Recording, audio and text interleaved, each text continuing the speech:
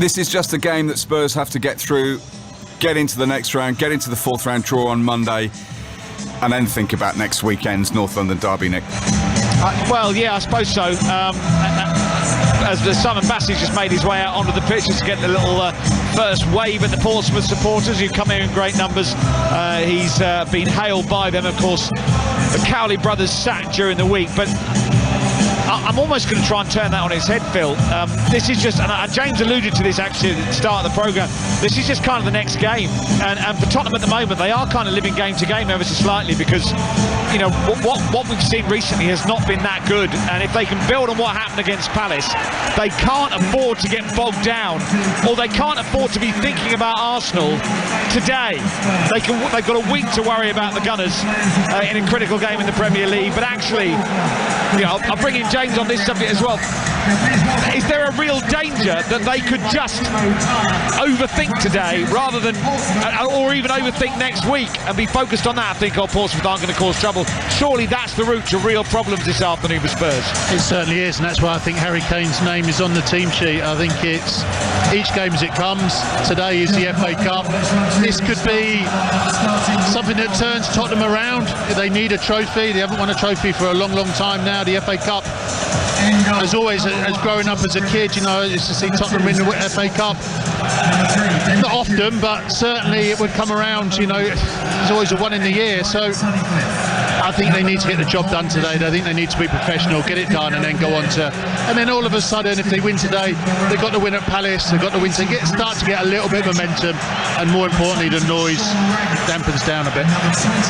We are moments away from getting underway, Phil. Yeah, looking forward to it. Take it away, chaps. James Gowcroft, former Premier League striker, of course, and Nick Godwin at the Tottenham Hotspur Stadium for this FA Cup. Classic, really, in many respects, it's sort of type of encounter. League One Portsmouth, who've just got rid of their managers, against Tottenham Hotspur from the Premier League, who have aspirations of top four finishes, European glory, and who knows, a first trophy since 2008. Take it away, chaps. Thank you very much indeed, Phil. Well, they have said it's been lucky for Spurs when the year ends in one, and there have been plenty of years in which the year has ended in one, in which Spurs have not been able to bring silverware to this part of North London. But maybe with the year ending in a 3 just underway and a serial winner as the Tottenham manager, perhaps there is a glimpse of silverware somewhere along the line. We've got the two sets of players out in front of us. Harry Kane, the Tottenham captain today, doing the coin toss with Sean Raggett, and this FA Cup third round tie will get underway very shortly. I'll run you through the two lineups. Fraser Forster in goal, a back three of Japhet Tanganga, Davison Sanchez and Ben Davies. In midfield, Emerson Royale and Ryan Sessegnon, the two wing backs. Yves Bissouma and Pape Sarr in the middle. Heung-min Son and Brian Gill supporting Harry Kane up front. For Portsmouth, 12th in League One, without a manager, Joshua Griffiths in goal. Back four of Zach Swanson, Michael Morrison, Sean Raggett and Connor Ogilvie. In midfield, Joe Morrell and Ryan Tunnicliffe, with Denver Hume, Owen Dale and Morgan Hackett-Fairchild behind Colby Bishop up front. On the bench for Spurs, Loris Doherty, Skip Højbjerg, Romero, Spence, Longley, White and Devine. And for Portsmouth, Oluwayemi, Piggott, Curtis, Freeman, Thompson, Jacobs, Karoma, Pace and Dockerin. The referee is Thomas Bramall, and we are underway under dark skies in cool conditions at the new White Hart Lane, and it is Portsmouth who are in possession early on. The ball played out towards Zach Swanson on this near side. He's going to drill it forward, cut out by Ben Davies and out for a throw. Zach Swanson came through the ranks at Arsenal, never played for them, sold to Portsmouth last summer, but he'll have a special reason to give his all today, and he throws this long downfield looking for Hackett-Fairchild. Swanson goes in as well. Colby Bishop has come across. This goes out of play for another Portsmouth throw down in front of us to the right as we look at things, next to the corner flag. So some defending for Spurs to do early on in this cup tie. It'll be swung in by the well, it'll be a throw in, so it won't be swung in. It'll be hurled in by Connor Ogilvie, the left back, who's come all the way across to the right to send this in long, and it goes to the edge of the 6-yard box, where it's flicked on, headed away by Tanganga. comes out to the edge of the penalty area, urged to shoot by the Portsmouth supporters. Ogilvy's cross once again flicked up in the air by Kane, and behind for a corner for Portsmouth. Listen to that roar, James Scowcroft. The Portsmouth fans are going to give plenty of backing to the away team today.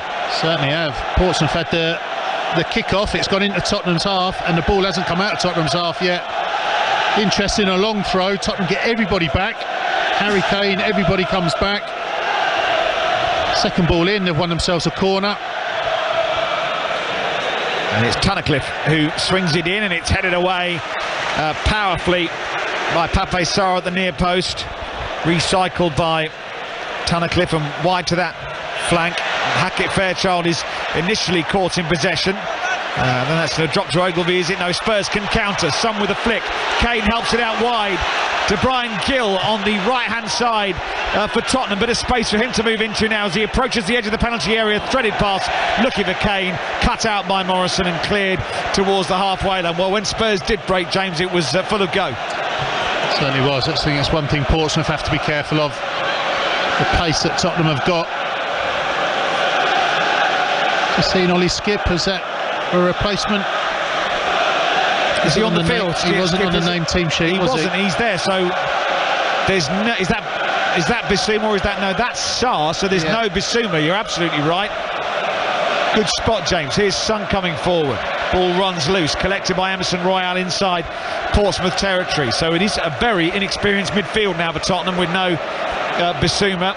Royal cuts infield, looks for Skip, cut out and turned behind by Owen Dale for Tottenham's first corner of the game. So Yves Bissouma was on the starting team sheet. Pape Sarr and Oliver Skip are the two in midfield for Spurs. Here's the first Tottenham corner. The Spurs fans make some noise for the first time this afternoon. Son's going to take it right-footed, so it'll swing out. Sarr's in the box, Tanganga a threat, Kane of course, Skip at the edge of the huddle, Ben Davies as well. Sessegnon is on the edge of the D were the ball to come loose to him. Long wait, and now the referee has said to wait to Son as he goes in and has a chat with some of the players inside the 6-yard box, and Denver Hume and Japhet Tanganga have been spoken to. Here's the corner then. First of the game for Spurs. Portsmouth have already had one. Son with the right-footed outswinger. It eludes everybody. Comes out to Skip on this near side. He's going to find Sessegnon on the halfway line. Spurs have still kept a number of bodies forward. Simon Bassey already on the edge of his technical area, giving some instructions early on, the former Wimbledon player. Goes wide to Emerson Royal, right-hand side. 0-0 in the FA Cup third round on BBC Radio London with 4 minutes played. Oh, and that's a misplaced pass by Royal, right to left. Goes between Sessegnon and Davies, out for a Portsmouth throw. They weathered Spurs' first little storm quite well. They do look very organised, Portsmouth. How are they? Is it a back? Because you said they were partly warming up with the back five. Is it a back four? As far as you can tell, we haven't really seen much sort of. Not at the moment, no. It's possible that Ogilvy tucks in and, well, actually, maybe Denver Hume's playing wide as a wing. Yeah, maybe it is a 5 actually. Yeah, I think it is. Hume left wing back, Swanson right wing back, and Ogilvy, Raggett, and Morrison as 3 centre halves. Well, Kane's given that away, and here's Owen Dale through the middle of the field. Hackett Fairchild, formerly of Charlton Athletic, holds it up, and Portsmouth have it at the back. It's given to Swanson on this right side. Just tries to exchange passes with Tunnicliffe, and it's helped forward by Joe Morrell, and he's been fouled. Free kick Portsmouth on the halfway line. Are they going to sling this in the box? You've already mentioned the set pieces might be where Portsmouth can prosper. I think under the Cowley brothers, one thing, they were very organised at set pieces. I'm sure they'll keep that going. This is what, 7-8 yards inside, 5 yards inside Tottenham's half. Both centre backs go up.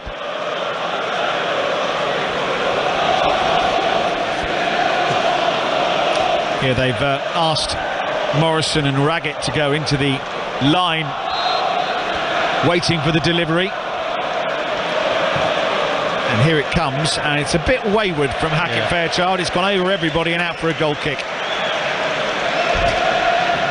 mentioning make the most of set pieces, James. That wasn't making the most. The delivery was poor. It's obviously an area that Portsmouth will target this afternoon. Got to get the delivery right. And all those big players from the back have had to stomp back to the halfway line. His son on this near side in front of his manager, Antonio Conte, who's got some instructions to give to his players already. Davison Sanchez at the back, wide to Emerson Royale on the halfway line in Tottenham colours. Into Sarr, a reminder that Oliver Skipp has started this game instead of Yves Bissouma. Try and find out why that is the case. He was on the team sheet to start, Bissouma. But Skipp instead. Plenty of experience, Oliver Skipp, but Bissouma was comfortably the senior member of that midfield, with Pape Sarr only recently having broken into the starting 11. But Tottenham have Portsmouth pinned in their own half at the moment. Number of the Spurs press pack, Alistair Gold, Dan Kilpatrick, are saying that Bissouma was injured in the warm-up. And they could have sent on Højbjerg, of course, as that is a foul on Emerson Royale on the far side of the field. Free kick, Tottenham level with the edge of the penalty area. A bit unceremonious that by Denver Hume, but the referee, I don't think, a little bit lucky not to get a yellow card. Yeah, I wonder whether he would give a yellow card for that. But yes, they could have sent Højbjerg on in his place, but they went with Skipp instead. Clearly there's kind of a limit to how strong Spurs want to go. Skipp's capable, isn't he? He's been around his place in games. Well, he's had to step up early on in this contest. It's a free kick to Spurs on the right. Gill's going to leave it to Son by the touchline. Here's the delivery, just fizzes over Sanchez's head, comes out to Sessegnon, who can't control that, but Pape Sarr's run back into his own half to collect the loose ball. Sessegnon again wants to get it wide to Davies. Davies has just about kept it in play, and he releases Sessegnon down that left-hand side. Son in the box, Kane as well. Sessegnon wants a yard of space to across. The block comes in from Morrison. It's another Tottenham corner. Well, of course, they had this terrible record of falling behind Spurs that ended when they took the lead in the second half against Palace, but they're more or less on the front foot at the moment on BBC Radio London. 0-0 with 9 minutes played. Here's Son's delivery, right-footed, played short to Sarr, and back out to Son now on the edge of the box. He's got two defenders on him. Goes back to Sarr, who's crosses charge down, and a counter-attacking chance for Portsmouth, and Tunnicliffe is chasing this over the halfway line. So's Owen Dale, who rides one challenge, goes back to Swanson. Now Joe Morrell will turn this wide to Denver Hume on the left-hand side. He's got two in the box, and Forster comes and claims, actually. He's a very, very tall goalkeeper, Fraser Forster. He was able to use his arms to good effect there, James, but they came forward with a bit of purpose there, Paul. Yeah, it was effective. They won the ball in transition, they break, a good switch of play, and it was just a touch, wasn't it? And then let's put the ball in the box. Probably a little bit too close to Fraser Forster. See, with those 6'7" arms of his. Here's Skipp breaking into the Portsmouth box. Force wide. His cross is deflected off Raggett into the arms of Joshua Griffiths away to our left-hand side. It's all of a sudden got quite end-to-end this with 10 minutes gone. Griffiths is a 21-year-old youngster on loan from West Brom. And those Portsmouth fans who've been making plenty of noise so far now being drowned out by that south stand as they make noise in number. A big crowd inside the Tottenham Hotspur Stadium this afternoon. The transport links here haven't been great, the weather hasn't been great, and the kickoff time isn't great. So hats off to everybody for making the journey, and perhaps hats off in particular to those Portsmouth supporters who will have had to come up with some fairly ingenious ways of getting here from the south coast. Griffiths clears long for Portsmouth. It goes over his head. Sessegnon's going to let this bounce, and it does run out of play before Owen Dale can get there, and it'll be a throw-in on this near side. Sessegnon to take it. And what do you think Antonio Conte will have made so far of this game, James? I think he'll want a little bit more. Certainly in the final third, I don't think they've really moved the ball quick enough. You've just got to be very careful that you don't let Portsmouth just have a couple of opportunities, build a bit of momentum, get a bit of confidence, Right here now, they're making passes. Tottenham have got to close them down.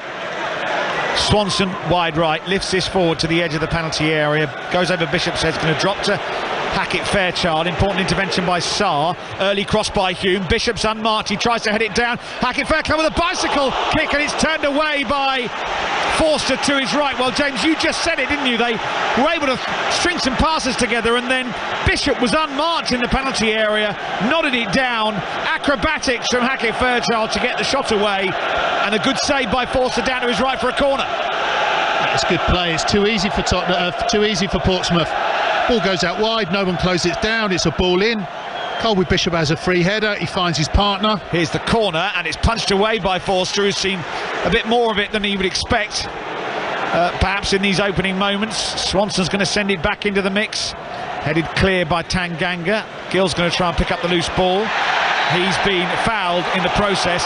But just going back to what you were saying, Portsmouth did exactly what you were warning against, knocking the ball around and getting a bit of confidence. I think so. I think when you play against a Premier League side, and you are the Premier League side, yes, you can see your quality on the ball, but you've got to play off the play as well and make Portsmouth really struggle so they don't settle, they don't have time on the ball. One thing that you'll see when you play in the Premier League is, yeah, the quality's good, but the pace of the game and teams, how quickly they put you under pressure when they lose the ball as well. I don't think Tottenham have done that yet. There's 12 minutes. I don't think they've really put Portsmouth under pressure when they have had the ball. Kind of made the Portsmouth players made it easy for them. Quickly. Yeah, exactly. They've not applied the kind of intensity that you would expect in the Premier League as yet. But it's 0-0. Portsmouth have had the best chance through that Hackett-Fairchild bicycle kick that was saved by Forster. Here's Son at the other end. Low cross blocked by Morrison, and then Swanson flicks it behind. It's a Tottenham corner. It's the 5th corner of the game already. 2 for Portsmouth, 3 for Tottenham, less than quarter of an hour played. Heung-min Son's been busy. He's wearing his mask today, by the way. He chucked it off against Aston Villa quite early in the game. Sanchez has made his way forward. Such a threat from set pieces. Tanganga at the near post. This floats towards the far post. Flat tap, turned back across goal by Kane. Kane's going to get another chance to win it. It's going to be run away from danger in the end by Tunnicliffe. Didn't look terribly comfortable there. Joshua Griffiths in front of a host of white shirts who got forward. Here's Emerson Royale. That's an overhit pass, and this is easy for Griffiths to gather. A half-size goal for Harry Kane. Yeah, the goalkeeper didn't really look convincing, didn't he? As a body, he gets a hand to it, but he just flaps and almost helps the ball up. Nearly falls to Harry Kane. I think Denver Hume has blocked that shot with his backside, knowing absolutely nothing about it. And I think if it doesn't hit his backside, it probably ends up in the back of the net. First half chance for Spurs, and it won't surprise anyone to hear it's fallen to Harry Kane. Tottenham on the attack again. Here's Davison Sanchez on the halfway line, finds Ben Davies. Davies plays an early ball to Skip, he can't control it. And they're going to run this away, Portsmouth, but Owen Dale is claiming a foul against Tanganga. The referee wants nothing to do with it. Spurs have won the ball back.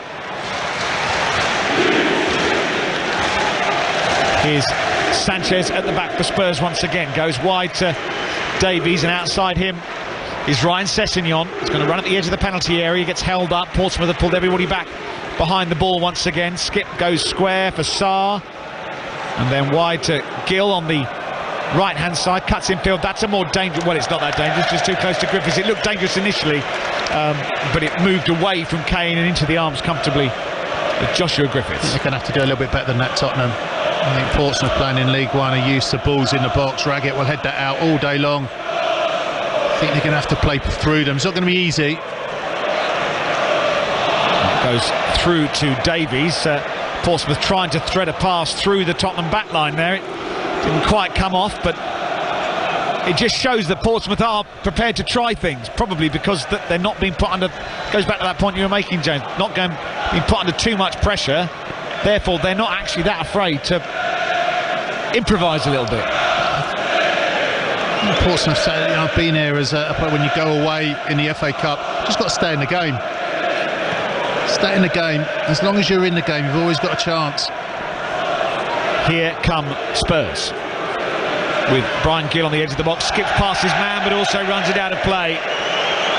just needed the pitch to be a couple of feet wider or longer. Yeah, you've got to be better than that. Well, he's tried a couple of things, Brian Gill, but nothing so far to trouble what is, let's remind everybody, a League One back line. But there's going to be certain things they're used to. Slinging crosses in, they're going to be used to. And so far, they haven't looked unduly troubled. That first counter-attack, Spurs looked lively, but that was more the exception than the rule.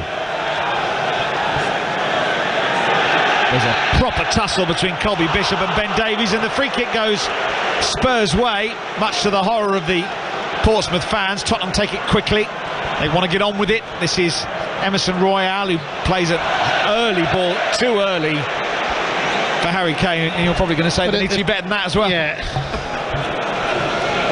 If you get the ball and you're just playing it through to the goalkeeper, you have to be better than that. Being the Premier League side at home, Portsmouth drop off as soon as Tottenham have possession. There isn't a great deal of space in behind their back line, and all due respect to Harry Kane, he's not the quickest as well, is he? So I can't see how you're going to play that ball over the top and beat them for pace. Joe Morrell's been fouled by Gill. No, it's got to be Son running through, hasn't it, really, I suppose, in that scenario. But Brian Gill's just kicked Joe Morrell there, really. Pretty unceremonious from the Spaniard. Again, you look at the Spurs absentees, and Lucas Moura, Dejan Kulusevski and Richarlison would obviously add so many more attacking dimensions if he was available. They were available, but they're not. And that is why Tottenham had to pick the same front three that played on Wednesday night against Crystal Palace. Here comes Spurs again down the right. We'll go to Selhurst in a second, but Tottenham are on the attack, although once again it's all a bit one-paced. Sarr from halfway launches it long. Will it find Ryan Sessegnon? No. It's gone out for a goal kick, and that's the third or fourth time that the Spurs distribution radar from halfway has been wildly off. I actually think he was a little bit unlucky. That's the right idea. Switch the play quickly, and you can just bypass this Portsmouth shape. Let's call in a Selhurst, shall we? Crystal Palace against Southampton, another FA Cup third round game that got underway at 12:30. What's the latest, Harry Symeou? There's 17 minutes gone here at Selhurst Park. Crystal Palace lead by a 1-0. Odsonne Edouard with the goal after he was played through by Wilfred Zaha. He converted with no mistake, and so Crystal Palace lead the Saints by a 1-0. Settle everybody down at Selhurst Park, won't it? There's commentary available on that game through the BBC Sport website. If you go to the live page, you can select Crystal Palace against Southampton if you want to follow that game. Here at the new White Hart Lane, it is Tottenham 0, Portsmouth 0. Heung-min Son has collected the ball inside his own half and has then been brushed off it a shade too easily for Antonio Conte's liking. He has not got into the game at all, has he? Heung-min Son just hasn't been involved in general play, hasn't been his usual self, and having 3 or 4 touches and basically just robbed of the ball and put on your backside. He's had a very patchy season. Scored that hat-trick in the Champions League, which should have signalled, a return to his old self, but he's had this injury, of course. He played in the World Cup with the mask, scored against Palace during the week, but he has looked a little bit off it. And again, I would suggest to you that if Richarlison, Kulusevski or Moura had been available at the moment, Heung-min Son might have found himself on the bench. Here's a free kick which Griffiths takes, one in the air by Swanson, headed clear by Sanchez for Tottenham, nodded back forward again by Tunnicliffe. And then Owen Dale's got it wide to Swanson. Dale gets it back on that flank. Once again, Portsmouth being allowed to play some football in advanced areas. Threaded ball by Tunnicliffe, looking for Hackett-Fairchild, but it's just overhit and out of play. But is that again what you were talking about? What Spurs have got to prevent, James? Portsmouth knocking it around in those areas. They're in Tottenham's final third, and everyone's 5 or 6 yards off the Portsmouth players. And it will give them confidence. All of them are getting on the board, or having passes, or having touches.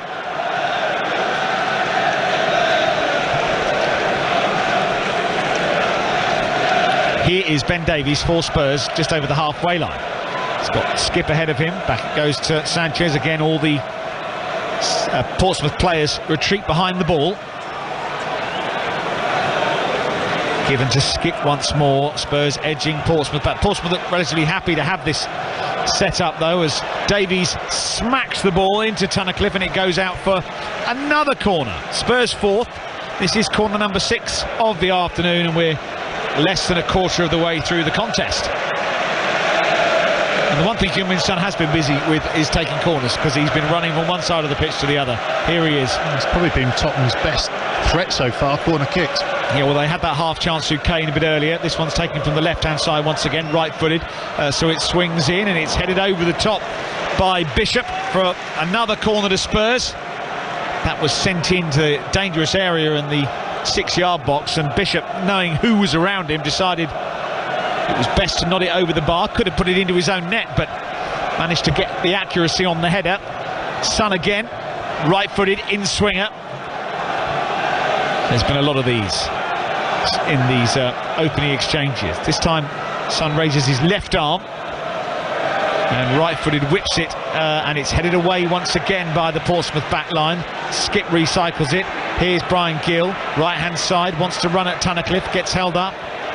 Gill looking for a yard of space, twists, turns, and he's still going. Offloads to Tanganga, and Emerson Royale combining on that side. Tanganga has it. Portsmouth are driving Spurs back, encouraged by their supporters. Here's Pape Sarr on the halfway line. Wide to Son, left flank. Kane in the penalty area. Skip as well. Son advances, goes into the box, brings it onto his left foot, then gets dispossessed by Swanson. It was just a challenge and Swanson won it. Yeah, he did very well. He got low, he moved his feet well, he didn't dive in, just waited for Son to move the ball. And when it was right, he just gets a touch. I'm sure Heung-min Son's going to want to be shown that on the video on Monday morning at the training ground. Tottenham have got to go up a gear here. I get the feeling they're trying, but Portsmouth are frustrating them. Davison Sanchez inside the centre circle. We heard the Pompey chimes, those famous Pompey chimes ring out a little bit earlier. They're watching on pensively though as Spurs attack the Portsmouth fans behind that goal. They go right up into the top tier of the stand here, and they loop round the corner flag.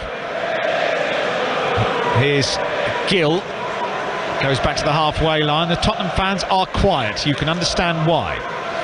Here's Heung-min Son coming forward, left hand side, goes back to Davies, square for Sanchez. And now Emerson with Tanganga on that flank, and Sarr as well. Back to Sanchez. Spurs switch the play to the other side, let Ryan Sessegnon have a go. He's going to run at Swanson, tries to go on the outside of him, pushes it to the byline, gets in across, it's blocked by Swanson and it's come off. Sessegnon last, and it's a goal kick. You see Ryan Sessegnon's eyes roll back into his head in frustration. But credit to Swanson, Nick, he's done very well in the last 5 minutes too. Bit of excellent full-back defending. Yeah, they've kept Spurs at bay so far. And again, that Kane shot that's blocked by Hume, it's a half chance, less than a half chance really. Hackett Fairchild's bicycle kick is, you know, palpably a shot on target. So with 25 minutes gone, this is fairly even.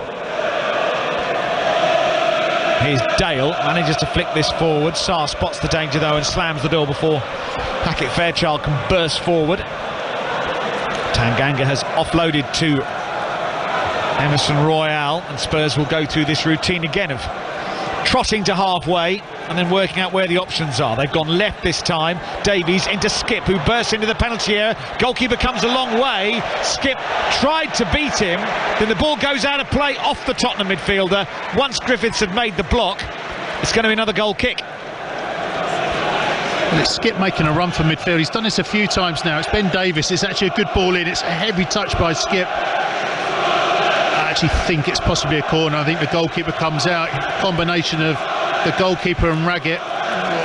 By the time Skip does knee the ball, but I think it might be over the line by then. Yeah, it's just his first touch is a little bit heavy. Just doesn't let him control it.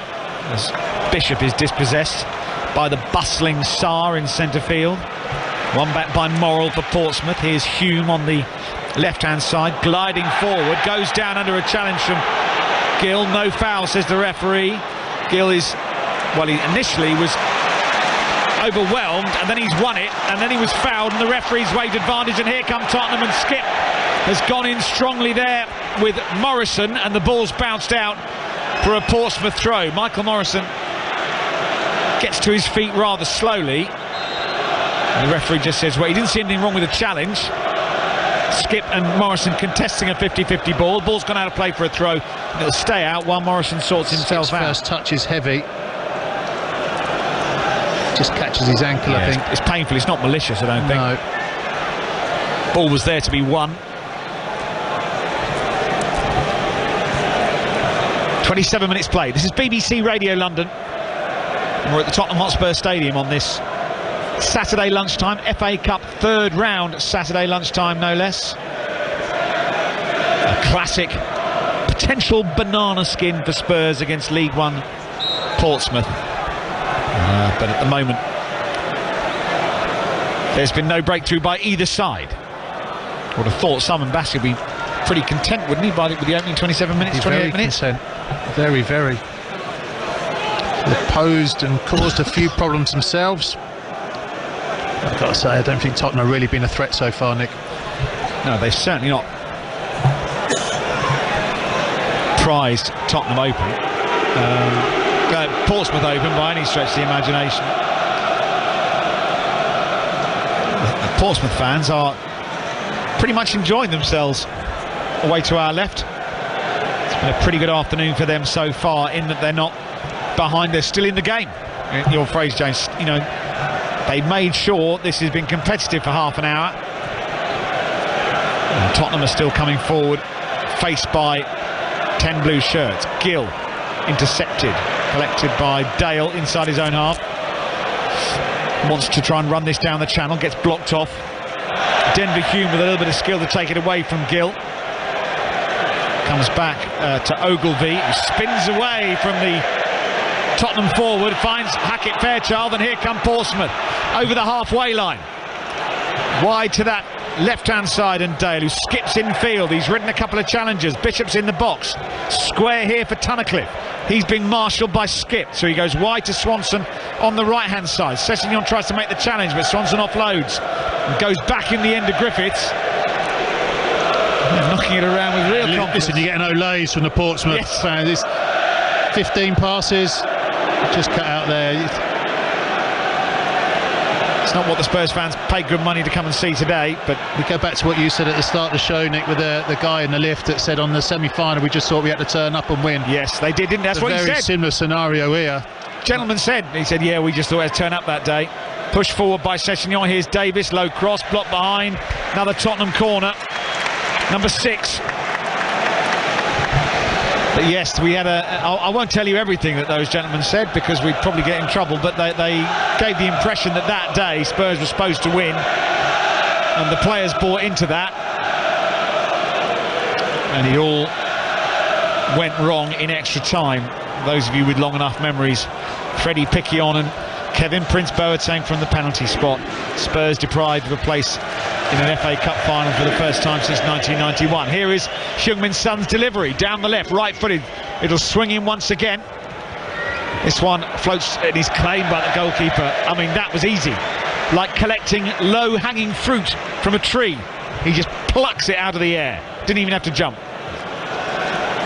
Another less than impactful moment, James. Apart from Harry Kane's little scramble at the far post where the goalkeeper just flapped a little bit, I do not think they've created an opportunity, Nick.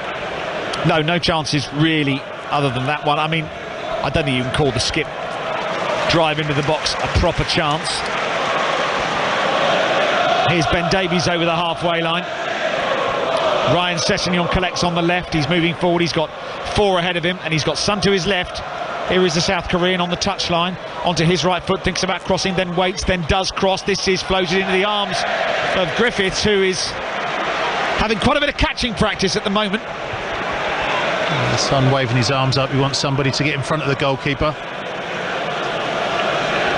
I was just talking to our colleagues from Radio Solent who cover Portsmouth on a regular basis, and their contention was that victory in 2010 in the semi-final was a better day out than the 2008 final. If you recall, in 2008, Portsmouth were a Premier League team, red-hot favourites to win. There was a certain amount of pressure on them to win.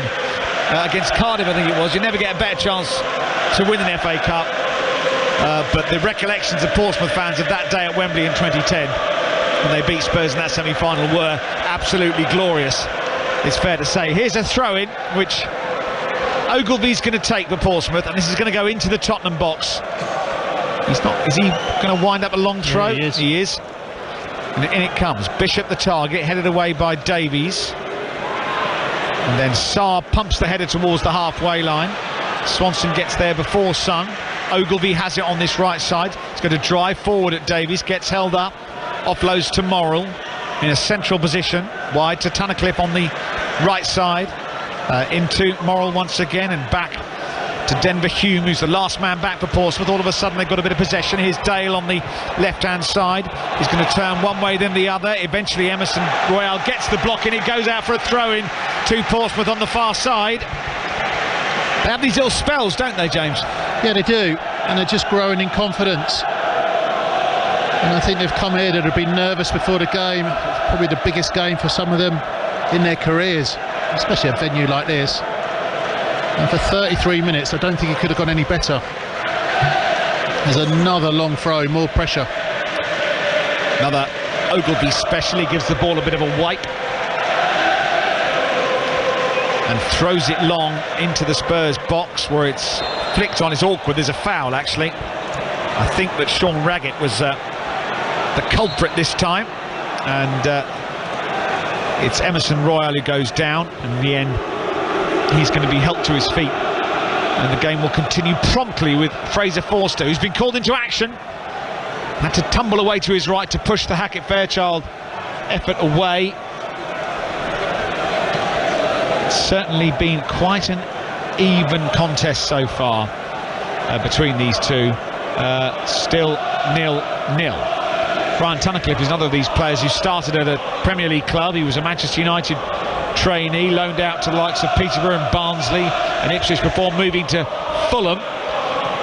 He continued to be loaned out by Fulham, ended up at Millwall, then Luton and Portsmouth. So he's got plenty of experience these days, the 30-year-old. Plenty of experience indeed. A useful person to have on an occasion like this. Here's Ben Davies coming forward for Spurs, tries to funnel it forward for Son. Oh, it's been intercepted by Sessegnon down the left, wants to get across him, blocked by Swanson, comes back to another former Fulham man, Ryan Sessegnon. He lets that run out of play for a throw-in, which is taken quickly.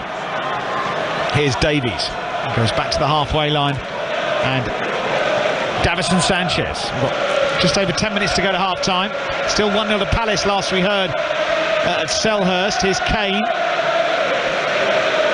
into Son on the edge of the box, turns and faces goal, runs into a wall of blue shirts though, and it's cleared by Hume over the halfway line. Bishop chasing it, Sanchez on the cover for Spurs, back to Forster. It's the first time we've seen Son facing goal, but all he could see was blue shirts, James. Yeah, just got a wall, haven't they, at the back. It is a back five. Played forward for Portsmouth. Son the target, but gathered by Griffiths once again. It's popped back to Selhurst, shall we? How are the Eagles getting on against another team from the South Coast, Southampton? Harry Symeou. It remains Crystal Palace 1, Southampton 0, 35 minutes on the clock. Not much in terms of attacking from Southampton. They've tried to break through, but they've not been able. The closest we've come to a second goal was when Crystal Palace hit the bar through Jordan Ayew. But it remains Crystal Palace 1, Southampton 0. 10 minutes to go to half-time here on BBC Radio London. It's Tottenham 0, Portsmouth 0 in the FA Cup third round. Can't say Spurs have created a litany of opportunities as yet. They are still starting a bit slowly. That pass by Sarr is over Davies and out for a throw on this near side.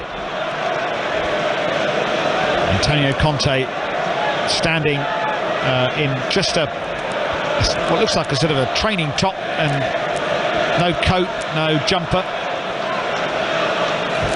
A shade frustrated perhaps at how this first half has gone. You know, they had this record, James, as you know, of starting very poorly and going behind.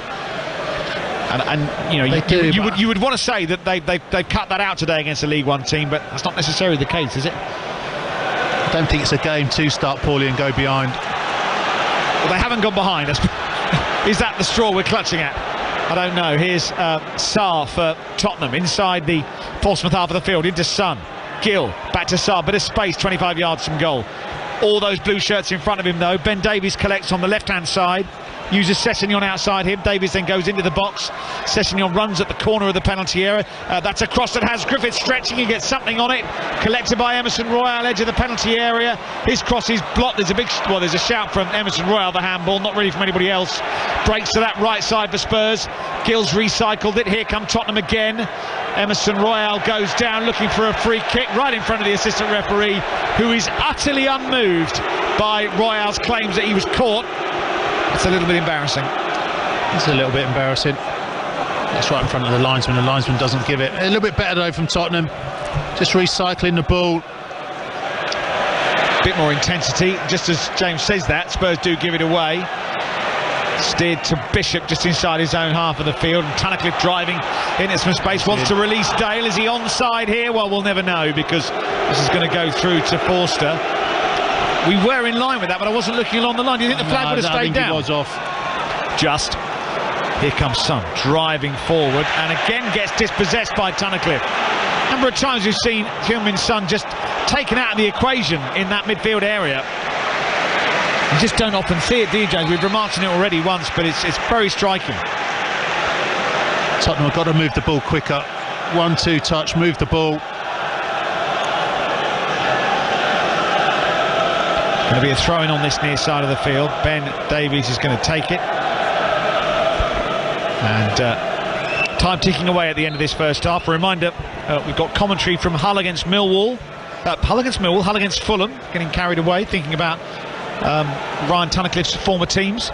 At 3 o'clock on FM and on digital radio. Then at 5:30, Brentford West Ham on digital radio as well. It's a big FA Cup third round afternoon here on the home of London football. Here's Sessegnon wide on the left, cuts in field. Here's Kane back to goal, 25 yards from goal, challenged by Morrell, and then Son is caught as Morrell stretched for it, having won the ball initially. This is a free kick to Tottenham in a dangerous position. Is it going to be played short? No, they're going to wait. Harry Kane's going to have a look at this. 24 yards from goal, slightly to the left of centre. Harry Kane all day, James, surely? It's Harry Kane. It's actually in a really good spot, isn't it? Just to the side, gives him the angle. Nice distance to get it over and under. Tottenham need a goal. They need something from somewhere. This could be their moment. Tottenham need a spark, and so many times over the years that spark has been produced by the gentleman standing over the football now. Harry Kane is just asking the Tottenham section of the wall, the decoy wall, to stand in the right place. This is so that the goalkeeper's view is blocked. The Portsmouth fans watch on nervously. Kane is lining this one up, goes straight into the wall, comes back to Kane, who collects and finds Sessegnon. Little clip ball, Sanchez's header is wide.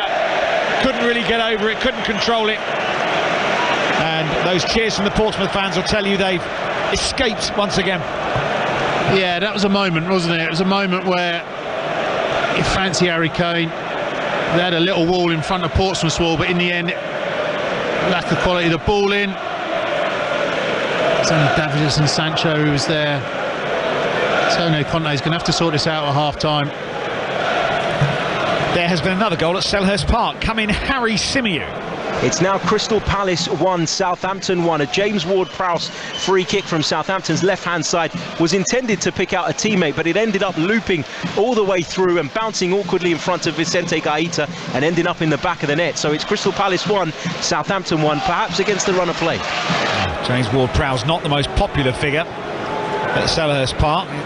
Whenever Southampton and Palace clash, he seems to be at the centre of things. Doesn't get on terribly well with Wilfried Zaha, I think it's fair to say, but they won't have enjoyed that equaliser in South London. Here's Sessegnon. It's a chance to play this square, but Kane doesn't react. Not sure he knew it was for him. And once again, Portsmouth will scramble this away from danger. And given straight to Oliver Skipp though. Here comes Spurs again. Son, Kane back to goal, 30 yards out, turns and faces Hackett Fairchild, offloads to Emerson Royale. He shoots, it's gone straight into the lap of Sean Raggett. No appeals for a handball from any of the players. Here's Ben Davies coming forward for Tottenham.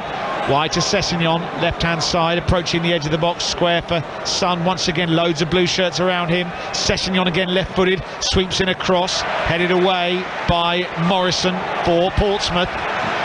Comes out to Davison Sanchez and swept wide to Tanganga, and now Brian Gill hugging the touchline. Emerson, Kane on the flank now, into Son, who's lifted this wide to Emerson Royale once again on that flank, tries to funnel it forward for Gill, swept away though by Portsmouth, nodded down by Sanchez. Here's Davies, 35 yards from Portsmouth's goal. 3 minutes of the half to go, Spurs getting closer and closer. Portsmouth are so deep at the moment. Here's Son, corner of the box, faced by Dale for Portsmouth. There's no way through, just knocking it around Tottenham just to give them a bit of breathing space. Antonio Conte points the way forward, wants a bit more mobility, I think. This is fed forward for Skipp. Back to Sessegnon, and now Sarr. He shoots well wide in the end. He didn't fasten onto it as he would have wanted. But Portsmouth just hung together. They did. It was actually Tottenham's best spell, I thought, Nick. And what's done, I don't know if Conte's done it, the three defenders come high into Portsmouth's half, and what happens, they keep winning the ball, they try and they really push Portsmouth back, which they should do more of. And it's just pass trying to get through, and if they win back possession, then they're up the attack again. I just don't think Papasar shooting from 30 odd yards out is the way forward. Oh, Harry Redknapp and Kevin Bond are here today, both with enormous links to both these teams. Seems appropriate. Seems appropriate that we see them both there. I just can't see them without Joe Jordan next door as well. That just being printed in my mind forever, and that's definitely not Joe Jordan sitting next to Harry Redknapp. I can confirm that. Just drops to the touchline. Hooked away by Sessegnon. Now to play for a throw-in. Had success with both these clubs, of course. Took Spurs into the Champions League quarter-finals. Took Portsmouth to an FA Cup victory. Wonder what he's made of the opening 43 and a half minutes. Throw by Swanson forward for Portsmouth. Headed down by Bishop.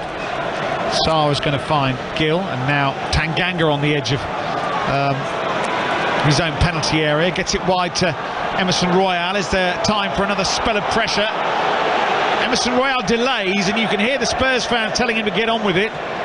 They are as frustrated as some of the players out there, I'm sure. Here's Skipp. Wide to Sessegnon, left-hand side. Tottenham come forward again. Davies has gone to play as an extra centre-forward briefly. Kane's dropped a little deeper. Here's Harry Kane, 35 yards from goal. There's some space here for Tanganga, who's got forward.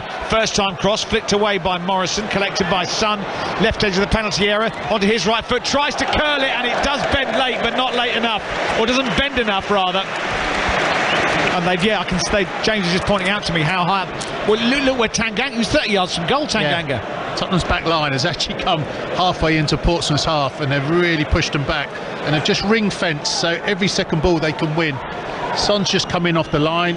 Harry Kane's starting to drift a little bit. It's just started to create more possession, so it's not a game of sort of tennis, which it has been for 35 minutes. Tottenham just slowly starting to get on top. The fourth official has indicated there will be a minimum of 1 minute added time. I somehow feel cheated whenever there's 1 minute now because of the World Cup, James. If there's not double figures, you're thinking, well, what's gone wrong? But I mean, the referee's absolutely right. There's been no real delay. Maybe the one brief injury, nothing to write home about, which is why there's only 1 minute. But I think our perspective has shifted in the last couple of months. Here's Davison Sanchez inside Portsmouth half once again, wide to Sessegnon, left hand side. They push forward against Spurs. Sessegnon's cross is blocked behind. It's another corner number 7 for Tottenham in this first half. They've created one chance really, but the balance is starting to swing. It's a big moment for Portsmouth. Right on the stroke of half time, they've been really good here. Just need to defend this corner. If they can get to half time, at 0-0, that will be an achievement for Portsmouth. Spurs desperate to break them down. Here's Son's delivery, and it's pushed away by Griffiths as far as Gill. Can't turn it towards goal, and there's a foul on the goalkeeper anyway.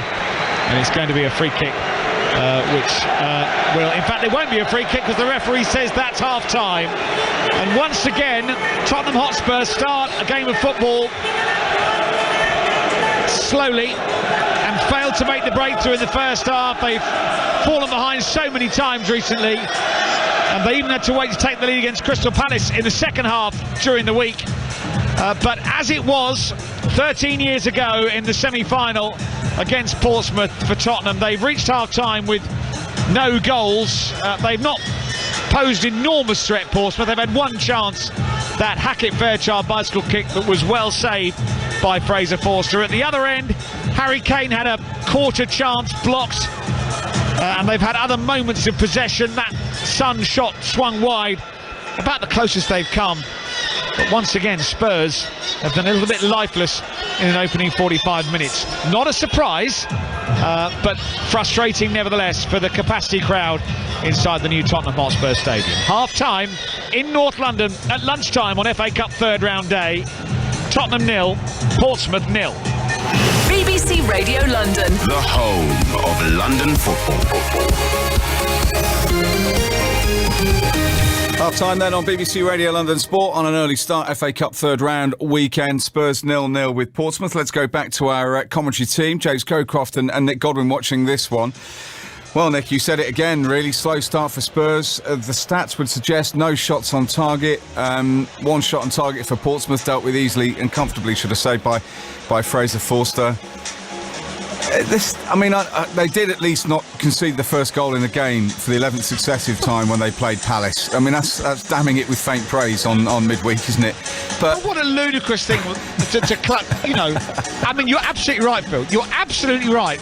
But we are talking about 51 places between these two. And we're saying, well, at least they're not behind. Yeah. I mean, has this got to be a coaching issue, James? I don't know. I don't watch Tottenham enough, but for 40 minutes, if you would have told me, and I didn't know anything about football, who was a Premier League side and who was a League One side, I would struggle to tell you, because at times it was quite even Steven. I think out of possession, Tottenham got to be better. The last 3 or 4 minutes of the first half, they were, and they pushed everybody up, and they got right on top of Portsmouth and didn't let them breathe at all, didn't let them play out. Halfway through the first half, Phil, we had the Pompey fans singing Olays because they were keeping the ball. If you're the home team and you're in your third round of the FA Cup and you have got a good side out and you've got some big hitters playing, that can't be right. And I think Antonio Conte is going to have to do one of his famous half-time team talks and say, right, we've got to go up another 40% here, out of possession, and hopefully in possession our quality will see us through and we'll create chances and score goals. But they've got to do a lot more. They have to do a lot more. Yeah, and it's a good point you make about the Olays. I mean, it's, you know, at home field in your back garden, that's not a good look, is it, for the Spurs fans to hear the travelling fans from a League One team olaying their side, holding on to possession. But why does it have to be this way? Why can't he fire them up for the start of the game, not the second half? I don't know. That just has to be a mentality approach going into it, really. Look, it's the FA Cup. They're struggling for form. The one thing you do, and there's one or two players that you can see in the Spurs side a little bit lacking in confidence, but that desire off the ball has to be there. There's been a few players that have tried to have 3 or 4 touches on the ball and got robbed. There's a couple of them that have given the ball away cheaply, and I think, look, you're going to make mistakes, but that reaction when you make a mistake, win the ball back. And there was a spell where it was just too easy for Portsmouth, and Portsmouth are growing. And this is a Portsmouth team that are struggling in League One themselves. It doesn't help when you lose your senior midfielder in the warm-up. We have mentioned that for a little while. Yves Bissouma replaced by Oliver Skipp. They could have thrown Højbjerg on, though. Again, interesting to see with these kind of 50-50 decisions which side Antonio Conte has come down on each time. Do you play Kane? Tight decision. Answer, yes. Do you throw on Højbjerg when Bissouma picks up a knock in the warm-up? Another close decision. Answer, no. But again, has that limited Spurs a bit? I mean, Oliver Skipp's a perfectly decent Premier League player these days. But whether or not Højbjerg would... I mean, he is a warrior, Højbjerg, and he would have... Maybe we'll see him in the second half. Whether he'd have sort of been like, I'm not standing for any of this nonsense, or not, I don't know. But again, he decided to throw on Skip instead, and that's the decision he's got to stand by. Yeah. Well, let's hope for an improved, from a Spurs point of view, second half performance. The Pompey supporters will gain increased belief. 0-0 at the break. Nick Godwin and James Scowcroft at that one. The Portsmouth supporters, 9,000 have travelled up, or they're thereabouts. And those on the south coast are going to be cheering their team for the time being. Let's go to Selhurst Park, however, that early commentary game on the BBC Sport website. Crystal Palace against Southampton. All square in this one, Harry Simon. Yeah, it's all square at the moment, and Southampton's goal came as a little bit of a surprise. I think those inside Selhurst Park were shell-shocked to see it. It was a James Ward-Prowse free kick. We said in the commentary that was Southampton's biggest weapon, because they hadn't created an awful lot up until that point. It was a delivery into the box. I wonder if the wind just impacted it slightly, but the Crystal Palace goalkeeper read it completely wrong, and it ended up in the far corner. Palace have had many opportunities to hit Southampton on the break, but the final pass has been missing at times. Jordan Ayew did strike the woodwork after Crystal Palace had already taken the lead, so I think Patrick Vieira will be a bit disappointed with the fact that his side have gone in level at the break. Yes, he will be. Of course, these games could go to replays. I'm not sure that many managers are particularly keen on having an extra game in the schedule. What are Palace going to have to do? Palace are going to have to just tidy up their passing in the final third, because they've been able to slice through Southampton, I beg your pardon, very, very easily. It's just, as I say, that final pass has been missing. If they can be a little bit more concise and precise in the final third, I can't see them having any problems winning this. Second half commentary on the BBC Sport website of that one with Harry and Paul Parker, and we'll be back with regular updates as well here on DAB Digital Radio in the second half. Elsewhere in the FA Cup today, Reading scoring 3 minutes into added time at the end of the first half against Watford. Kelvin Breffer with the goal. 1-0 that Watford are trailing. Things not overly happy all the time at Watford at the moment. Gillingham Leicester goalless at the moment. Do we call that the Peter Taylor derby? I suppose those with long enough memories would. Preston North End 0, Huddersfield Town 0. And in League 2 today, it's Salford 2, Northampton 1. We'll have updates later on this afternoon from Leyton Orient against Doncaster, Sutton's trip to Tranmere, and Wimbledon's visit to Crewe Alexandra this afternoon. From 3 o'clock on BBC Radio London, we'll have full commentary of Fulham taking on Hull. The Marco Silva derby, we're definitely calling that, and for the Fulham manager it is certainly a case of friends being reunited. It was my first Premier League club, and it was the club that opened the door for me at Premier League, and I know that the club now are different, different owners as well, and all the situations, but my connection with that football club was straight. I know that we made a huge impact in that football club, in the players, in the fans as well, but the fans, they welcome us so well. I think is all great memories. Of course, we tried, the club was in a difficult moment. We tried something that in England, some people start to talk at that moment about the miracle that we are trying to do. Was we almost got it, because it was so important the way we transformed the club and the players, and we created a great connection with the fans as well. But just good things to talk about the club, about the players that we have worked there during that period, and most important thing about the fans, they were unbelievable with us, and always will be a great moment, and to see some people will be special again, like was last season. Yeah, he didn't fall out with Hull. He couldn't keep them up, but I think the damage had already been done, and he certainly won a lot of favours with the way that he played football. He's certainly very popular with the Fulham fans, so it should be a pleasant afternoon as far as Marco Silva is concerned. And our commentator Cam Pope, I suppose it'll be even more pleasant if they can get into the fourth round and continue this really good start to season 22-23. Not just the start to the season, but the start to the calendar year as well, Phil. Yeah. They've won 3 Premier League games, and I think the return to the top flight could scarcely be going any better. They're 7th after 18 games. Some dreaming of Europe, although I suspect that most are just grateful to be 13 points clear of the drop zone. So the question is, coming to Hull today, where does that leave the FA Cup in their plans? Well, Marco Silva was quick to talk about respect for the Cup and how it is important for he and his team, but you just have to look at the schedule to realise that there is a bit of a conundrum. As for the team selection, selection. So Thursday night sees the game against Chelsea at home. Newcastle away follows on Sunday. So 2 big games against tough opponents. Where do they prioritise this one? I think what might have lent itself to an easier team selection is the fact that Alexander Mitrovic will miss the Chelsea game with a yellow card, and so do they think we'll play him today. But his record isn't exactly shining in the FA Cup. He's never scored in it. He's played over 500 minutes, 8 appearances, no goals yet. Maybe today is the day that he breaks his duck. But the most important thing, I think we can all say that winning breeds winning, and a place in the 4th round is there to be taken. And Liam Rossini's impressed since taking over Hull City. I know they're in the bottom half of the table, in numerically wise, but points wise, it is such a congested division at the moment in the Championship. And impressed actually in that very short caretaker spell at Derby. He's got a chance at Hull. A bright, intelligent, articulate coach, manager, player, individual, taken after his dad in that respect.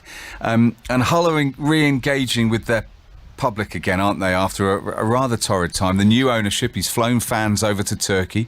They're paying for their away travel for all the fans for the rest of the season. And there's a sort of a growing optimism again on the banks of the Humber. Well, I'm expecting some great half-time refreshment if that's the kind of money that the chairman is throwing around. But indeed, it has done its talking on the pitch as well. They're 7 points clear of the Championship drop zone. A lot of teams congested in and amongst as well. And Liam Rossini, well, I think a lot of people expected that maybe there might be more in the Derby job. And some were very sorry to see him go and be replaced by Paul Warne. But he's done a good job here of consolidating with Hull. It's been a tough few years for them. They have been down to the 3rd tier. And of course, he's an icon of the club as well. He said the FA Cup gave him one of his best days, reaching the final in 2014 when, of course, they lost to Arsenal. It's the first time in their history they'd ever made it, and so maybe that aspiration might be a little bit far down the line. They lost at this stage last year against Premier League opposition. They've lost the last 6 in the FA Cup here at the MKM Stadium, but today they might sense some opportunity. They'll know that this is not the highest thing on Fulham's priority list, and maybe the opportunity is there for the taking for them too. They've won the last 2 in the Championship.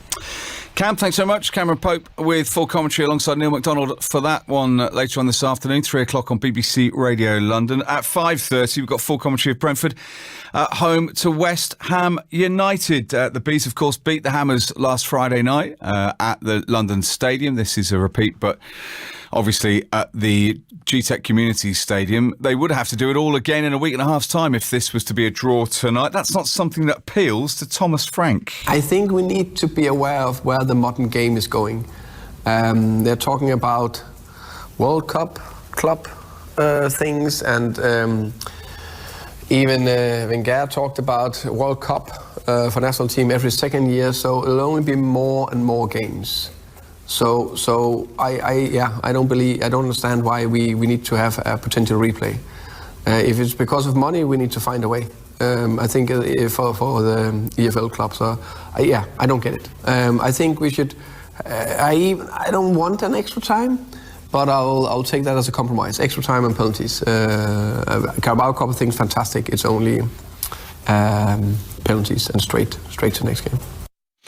He's not the only one who's saying that at the moment, that maybe too many games, maybe there needs to be a replay, a moratorium, just go straight to penalties, I'm not sure, maybe even not extra time. David Moyes, of course, is the West Ham United manager. They had sadness this week losing their co-chairman, David Gold, who passed away at the age of 86. They've got to focus on the game today. It might be quite difficult. Obviously had to play Leeds the other night, got a draw out of that. Now it's Brentford in the FA Cup. Here's David Moyes. They've done a really good job. The manager's done a very good job. They've got a good squad of players. So it's a tough game. We had a tough game last week.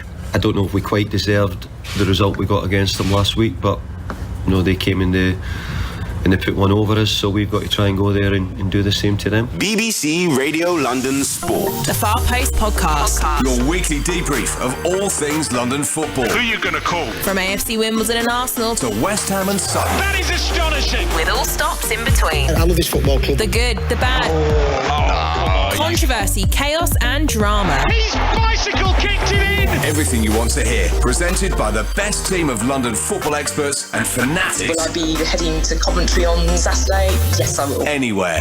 The Far Post Podcast. London's weekly football debrief. Delivered to you on BBC Sounds every Monday. BBC Radio London. The home of London football. FA Cup football this lunchtime. Two games that we're focusing on. No goals, Spurs against Portsmouth. Back there shortly. There have been in our other game, Palace against Southampton. Anderson steps out of defence and helps it on to Zaha, who's ball forward, finds Edouard. He's escaped Koletica and he fires home. Hotspur Edouard has put Crystal Palace in, and it runs all the way through and it's gone in. Somehow James Ward-Prowse's free kick that looked as if it was in no danger of causing Crystal Palace any problems has ended up in the back of the net. One apiece in that game. Goalless at the Tottenham Hotspur Stadium. Spurs out. Here come Portsmouth for the start of the second half. And our commentary team, James Gowcroft and Nick Godwin, are already in place and ready to go.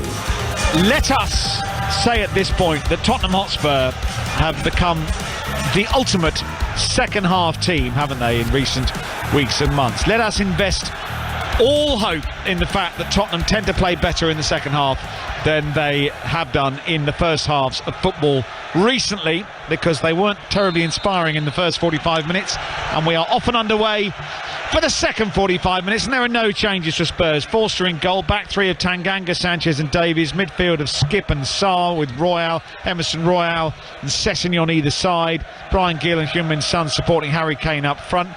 For Portsmouth, Griffiths in goal, back three of Morrison, Raggett and Ogilvie as Spurs break forward with Sarr down that left-hand side. He sets it back for Sessegnon, who tries to drive forward. It's taken away from him. They've got Denver Hume as the left wing back, Joe Morrell and Ryan Tunnicliffe in the middle, Zach Swanson right wing back, Owen Dale and Morgan Hackett-Fairchild supporting Colby Bishop up front. On the bench of Spurs, Loris Doherty, Højbjerg, Romero, Spence, Longley, White and Devine. Just to let you know that Skip was sent on at the beginning of the game, before the start of the game, after Bissouma had an injury during the warm-up.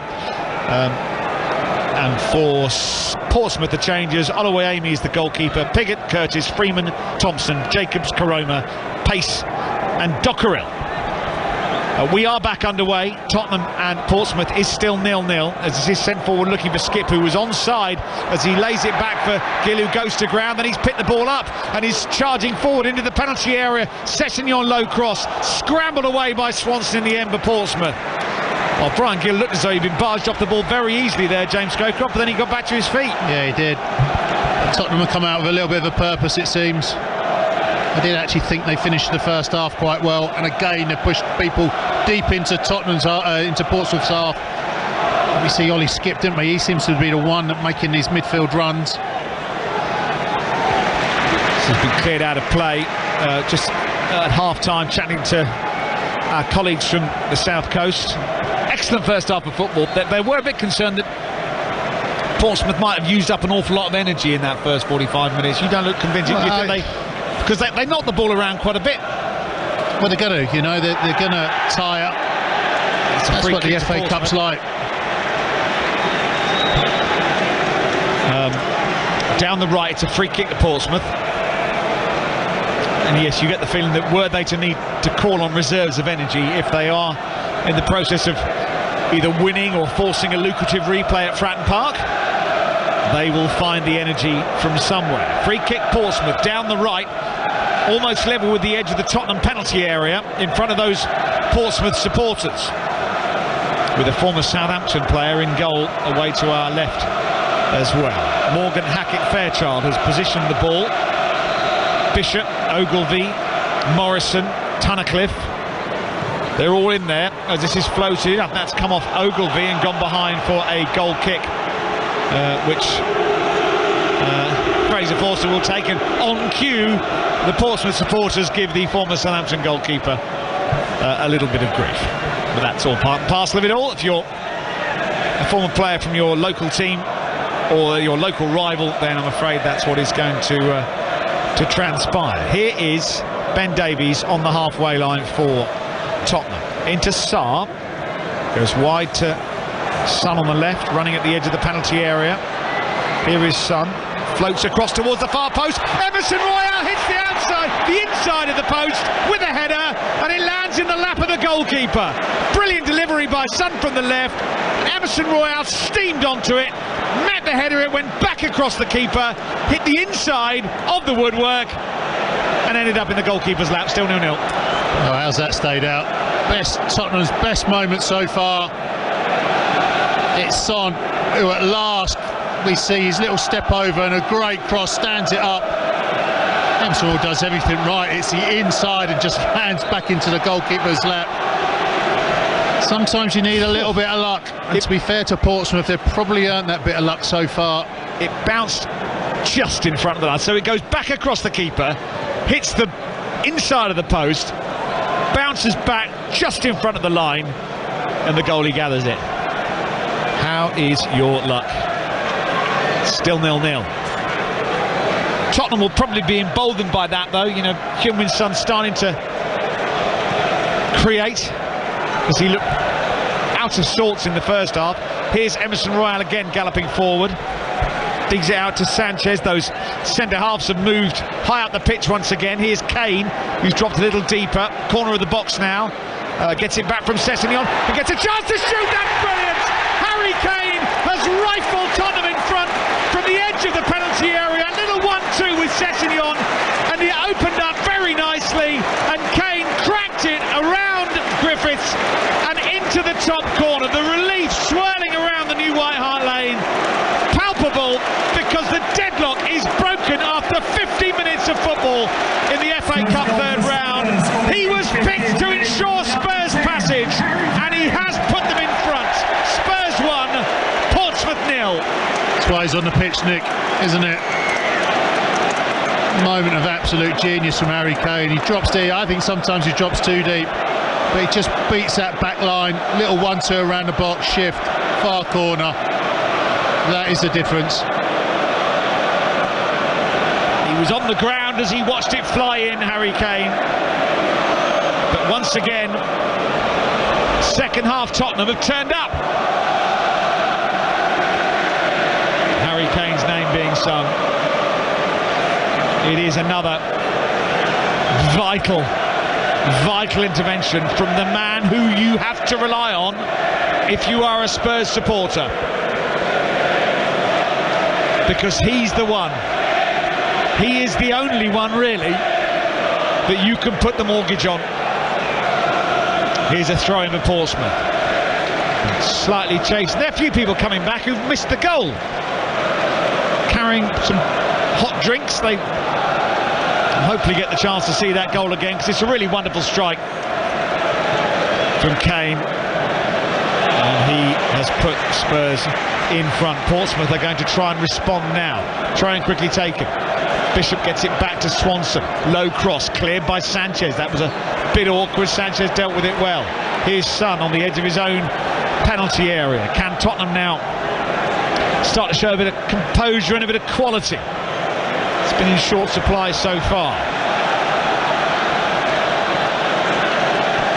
Here's Emerson Royal down the right-hand side for Spurs. He hit the post earlier. Now Tanganga back to Royal once again, who scampers into the box, gets the cross in, drops the Son, has to turn, shoots over the top. All of a sudden Tottenham are flying forward. That's 3 chances they created in the opening 7 minutes of the second half. Dare I say that's 3 more they created the entire opening 45. It's better football, isn't it? It's higher tempo, it's quicker. They're getting the ball out wide, they're starting to get in behind. And Heung-min Son, who was literally a passenger for half the first half, Nick, too far out wide, is now making runs into the box.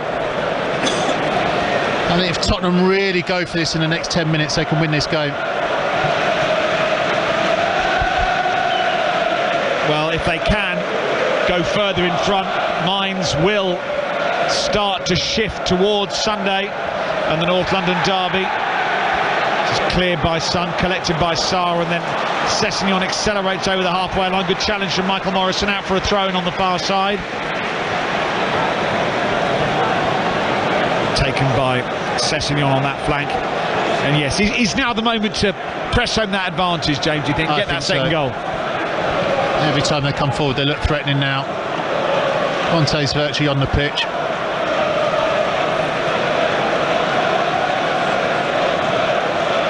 Here's Son going down the left-hand side for Tottenham, approaching the edge of the penalty area, tries to feed Kane.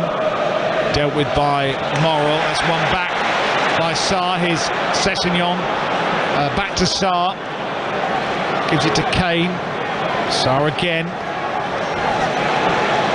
And they go all the way back to the halfway line, and Davison Sanchez. And here's Pape Sarr once again. Sessegnon stayed forward, high up the pitch on the left. This is sent in, looking for Brian Gill, who controls it, gets forced wide. Kane's there. Kane's popping up everywhere all of a sudden. Here's a cross, it cannons off a Portsmouth player. Sessegnon's won it back. Son tries to get between two defenders, Sessegnon as well. Portsmouth cannot get out of their own box at the moment. It's cleared towards the halfway line. Sanchez wins it back. And then there's Sessegnon, and he's going to try and race onto this. As he know the flag's up. I think Sessegnon was coming back from an offside position, so the game's pulled back, and it's going to be a I think that's a flag that the Pompey backline wanted to see. Yes, I mean, it was relentless, wasn't it? And it'll be Griffiths to clear for Portsmouth. 12th in League One. They haven't won a game since the 13th of December. They sacked their manager. They've come to Tottenham and given a good account of themselves in the first half. But Harry Kane has proved their undoing at the start of the second. Gill goes back to Emerson Royal, who's tripped. But the game continues, and Tanganga finds Davies. And there is more of a snap about Spurs. Same personnel. That goal has really settled everybody down. Here's Heung-min Son on that left-hand side, who set up what should have been the opener for Emerson Royal. Here he goes on that flank once again. But once again, to be fair to Zach Swanson, the former Arsenal youngster, he's done very, very well on a number of occasions, particularly against Son, and he's earned a goal kick. And I'm sure he would have tried to acquit himself well, even if he wasn't playing against the team, his boyhood team. That is a great rival, but he's really been up for the challenge, hasn't he? Especially defensively, very difficult to get behind. With Griffiths, who clears. We've had 11 second half minutes. You're listening to BBC Radio London, and it is Tottenham 1, Portsmouth 0. This is played forward for Dale, who was nearly through. It took a combination of Sanchez and Davies to take the ball away from him. I think Owen Dale realised what a chance he had there, but he was quickly dealt with. Here's Gill, can't control it. Hackett Fairchild wins it, goes past Skip. He's done really well, and then he tries to feed Dale down the left. Dale was desperate to stay onside. Sanchez able to hoover up. Spurs come forward again. Owen Dale could have done a bit better there. He could have done. I don't think he realised where he was. He needed to get his first touch right, out of his feet. For a minute he was in on goal. Portsmouth fans have struck up once again. We've got 33 minutes to go. Tottenham lead by a goal to nil, thanks to, well, if you needed any guessing, you'd have probably gone for Harry Kane, and you'd have been correct. Gill, Emerson Royal, a little twist away from Hackett Fairchild, can't offload to Gill. Tanganga takes over. They do push him much higher up the pitch, don't they?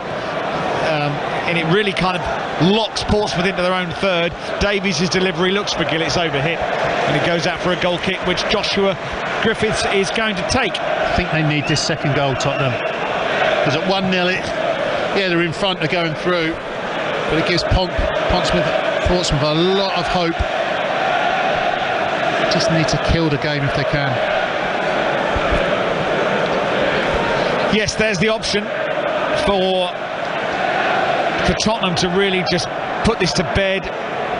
They've got a number of, just seen another camera shot of Paul Stewart there, leftover from, well, leftover, that's not the right word, a cup winner from 1991. No, it wasn't Paul Stewart, that's Paul Allen. Paul Stewart was in the team. I'm getting old, Joe. I'm getting, he was Paul Allen. I'm getting he was sitting next to Clive Allen, and I worked with Bradley Allen, so I really should have got that one right, shouldn't I? Yeah, Paul Stewart was in that team, but Paul Allen was Paul Stewart may be here today, I don't know, but Paul Allen was the one who was picked out on the monitor. Goodness gracious. I mean, someone turned me off and on again, I think that's probably the best approach. Here's Tanganga, and now Gill. Forward to Skip, back to goal. Nice pass out wide to Emerson Royale, right-hand side. Kane pops up wide. Little dink cross, cleared by Raggett, though, in front of his goalkeeper. This is going to drop to Emerson Royale. Spurs hunting that second goal that might just finish Portsmouth off.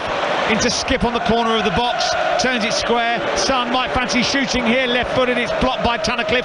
Comes out to the right-hand side, and Emerson Royale sweeps in across. Session arriving. That might have struck Swanson on the hand as it reared up to him, but I don't think his body was his hand was in an unnatural position. Now Tanganga was almost caught in possession on halfway. Spurs have won it back and will go to Selhurst. Second half underway. In fact, deep into the second half.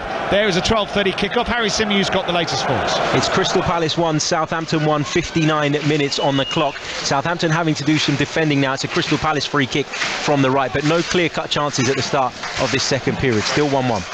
Yes, I've closed all my programmes and been restarted. Updates have been completed. Well, I won't go that far necessarily, but anyway, we're reset and ready to go. And if I see any more members of the 1991 Tottenham FA Cup winning side, I'll try and get the identification spot on for you. Here's Son driving forward, gets pushed over, does he, by Denver Hume? Not enough, says the referee.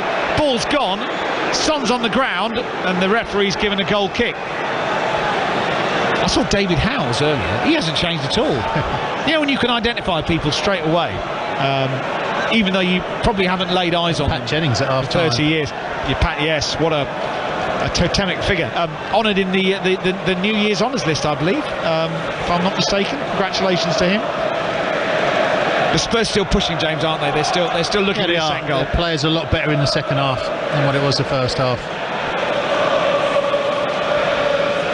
Here's Skip, and now Gill driving forward once again to the edge of the box, into the box, gets challenged but stays on his feet. Here's Emerson Royale's cross, goes over Sessegnon, comes out to Sarr on that left-hand side. Pape Sarr moving infield. Kane 25 yards from goal, faced by three defenders. Offload to Tanganga, who strikes it straight at Ogilvie.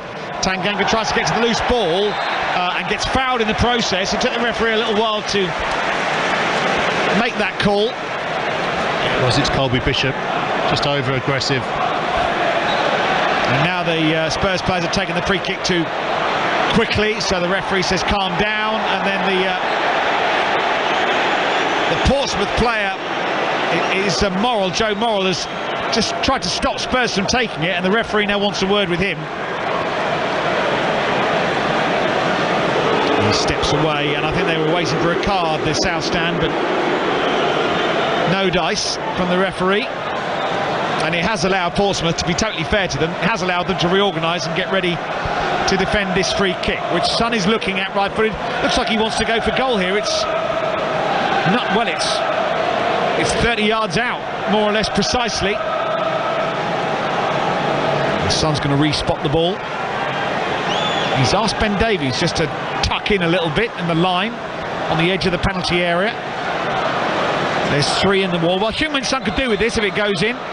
He's had a bit of a luckless game so far, although he, like the rest of the Spurs team, has been better in the second half. Son does go for goal, and it whistles over the goal frame. Griffiths watched it closely, never looked in any real bother. It's a long way out. 35 yards out. And all the people behind the goal who filmed it on their phones are just having a look back, thinking, is that worth keeping? Just deleting it. Yeah, just I don't think we'll keep that one. That's not going to go down well on the old family WhatsApp. So we'll save the memory space and wait for the next one. Ben Davies, high up and under into Portsmouth territory. Ogilvie's header might drop to Kane, does drop to Kane, wriggles away from his man, and then plays it behind Son, who made a dash forward. Swanson clears. And we're not really seeing much from Portsmouth from an attacking point of view at the moment. Spurs pinning them back, looking for that second goal. They need 1-0. Son tries to get hold of this. Skip can't control it. Hackett Fairchild wins it back, and then Sean Raggett has to turn away from Skip. Back to Griffiths in a hurry. The West Brom loanee hacks it clear. Now Tanganga has fouled Colby Bishop there on the halfway line. Free kick Portsmouth, just inside Tottenham territory. Just gives them a little bit of respite, doesn't it? Gets them all up the pitch. Yeah, they've been under the Will cosh. they put it in the box? Yeah, they will. Are they going to knock it long? It looks like it. I think Ryan Tunnicliffe is going to play this forward. Sean Raggett and Michael Morrison, there's two of the, and Conor Ogilvie rather, and sent forward as well. They're going to, Spurs are keeping a high line, so that line of attacking Portsmouth players is held up 30 yards from the goal. It's sent forward and it's headed away by Sessegnon. Raggett wanted a foul given against him, he didn't get the chance. Swanson again, very assured, dispossessing Sessegnon, and now here's Tunnicliffe striding forward for Portsmouth. I dread to think of the scenes in that end if Portsmouth were to equalise. Portsmouth fans watch on expectantly. Joe Morrell gets it wide to Zach Swanson on that flank, tries to play it early for Tunnicliffe, cleared by Davies, but not out of play, collected by Michael Morrison on the halfway line. Given to Joe Morrell, out wide to Swanson. This is Portsmouth's best spell for a little while. They've not got it in the box though. Wide to the right, Hume, but he miscontrols it. Goes out for a Spurs throw. Lead 1-0, and we've got 25 minutes to go. Here's Pape Sarr striding forward in the colours of Tottenham Hotspur. Out wide to Sessegnon on that left-hand side, tries to play it early. Morrison makes the clearance before Son can collect. It's going to be tidied up by Portsmouth at the back.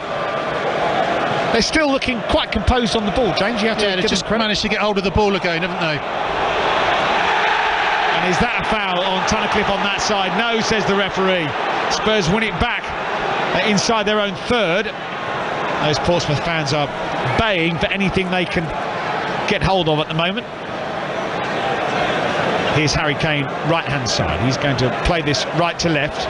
The target is Sessegnon. Oh, that's been headed behind by Swanson. He knew that Sessegnon was behind him. He tried to head it back to his goalkeeper. And Tottenham have earned corner number 8 of the game down their left-hand side. Son across to take it. That second goal has remained elusive in the last 15 minutes or so, James. But they're sending plenty of players forward. Son's going to play this short. I think Harry Kane's made all the difference. His little bit of quality. He's just started to come very deep for the ball. Yeah, that's made a huge difference, hasn't it? Sessegnon with a shot, and Brian Gill has been blocked, and it's sent back into Tottenham territory. Gill gives it to Forster, who sends that one away from goal with interest, controlled by Morrison inside his own half, and Morrell will get them going again. Yeah, the moment that Kane started to go hunting for the ball in more deep positions, you just felt that Tottenham started to pose such a threat, and he got it back from Sessegnon, bent one in the top corner. Bob's your uncle. Here's Emerson Royale on the right-hand side for Spurs, who has sent it out wide to Brian Gill. The two of them just knocking around between each other, waiting to see what emerges. Ben Davies now making some inroads, and we've gone back to that familiar pattern of Portsmouth with everyone back behind the ball. They will not want to concede a second goal. Here's Kane, 25 yards from goal, feeds Gill, it's going to drop to Skip, who puts it over from 7 yards. Kane fed Gill, who couldn't control it, but it bubbled through to young Oliver Skip, who must have thought his first Tottenham goal was arriving. Somehow he's contrived to fire it over. It looked harder to miss. Thought he might be offside, but he's onside. It's Harry Kane again, dropping into that midfield. It's almost as if he's had to go and get the game himself and bring the quality up. Although he's a number 9 and a great goal scorer, he's got fantastic awareness, and he's a really good passer of the ball, Harry Kane. Yeah, it's like he's I'm going to have to do this myself, aren't I? I'm not going to get the service that I want, so I'm going to be the one who has to do it. And again, that just shows the toll these games take on Kane, because he's having to do so much. Does it for England, has to shoulder all that responsibility. Yeah, and you know, Tottenham would be lost without him. Well, I do rather think England would be as well, actually. And again, worth saying, because some of the Villa fans tried to sort of have a bit of a pop at Kane, and the Portsmouth fans did it a bit as well. It's absolutely ludicrous, as Kane actually gives the ball away inside the Portsmouth half of the field. Fact is, James, next time England have a penalty in a major tournament, Who would you like to take it? Oh, Harry Kane. Yeah, exactly. That's I think all this is all nonsense. All this stuff about the France I heard game. a theory he shouldn't take the second one, but if you've just scored one, surely you're the main man to take it. Absolutely. These things happen against his club goalkeeper. There was an awful lot of nonsense talked about all that. It really was. And yeah, the next time England have a penalty, there's only one person who's going to take it. He'll miss it now. I've said that. He'll miss it, of course. But well, his next goal's iconic, isn't he? Because he becomes England's leading goal scorer. Yeah. Well, let's hope it happens in slightly less strangulated circumstances than the last opportunity. Here come Portsmouth, trailing 1-0. And Swanson's going to get it back on the edge of the penalty area. And the drive from Dale is blocked by Sanchez. That's Portsmouth's best moment of the second half. And it's enlivened those Portsmouth fans behind the goal. Absolutely pouring with rain out there. The conditions are getting quite difficult to play in, but all of a sudden Tottenham have dropped off exactly what they did in the first half, and Portsmouth are just starting to pick passes and get up to that final third. Yep, and again it gives Portsmouth a chance to build a bit of confidence. Swanson knocks this forward, flicked on by Bishop, hacked away by Sarr over the halfway line. Anywhere will do for Sarr at the moment. It goes back to Griffiths. We've got 20 minutes to go, and it's Tottenham 1, Portsmouth 0.